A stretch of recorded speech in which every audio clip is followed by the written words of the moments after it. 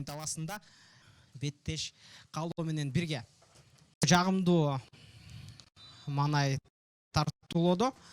Ойын таласында болсо Страшкин, Сартарбек Нематов 20-чы тереңге көтөрүп берүү баш менен сокку жолдонду. Бирок дарбаза үстүнөн ашып чыгып өтүүдө. Рагимов дагы бир көтөрүп берүү. Нурболот Рысбековдун бутунда. Дарбаза сокку жолдоо мүмкүн жана гол!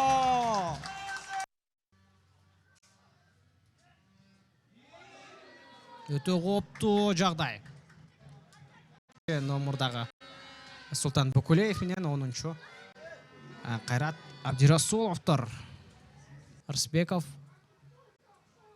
көтөрүп берүү дагы бир Таамай. Жана Бекболот Амировдун биринчи бөлүгү үчүн ышкырга.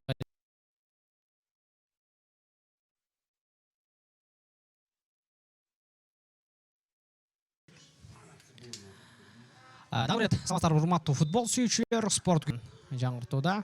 Дарбазага сокку аткарылган жок. Кийинки сокку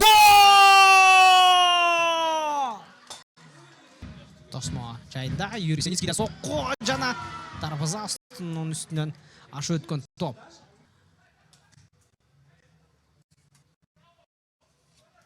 Өздөрүн керемет көрсөтүшүүдө жана чабуулга чыгып барат. Элбирстин оюнчулары өзү сокку жолдоду жана гол! Бутуна капстатып алган. Жана чабуулда кайрадан алай. Көз өткөрүп берүү. Дарбазачы менен бирге бир Абдирасулов. Дастан Албеков менен бирге бир чыгып. Алай командасында Элбирстин дарбазасына каршы экинчи кабатта Усманалиев өтө бийиксек. Кийинки кадамында жасай алган жок. Абрар Кыдыралиев алыс каралыктан сокку жолдойт. Азирет Усманалиев экинчи кабатка көтөрүп берүү. Жана баш менен сокку, кийинки сокку дагы гол! Кайрадан топ Алай командасынын бутунда калууда. Дастан Албеков тереңге кошуу.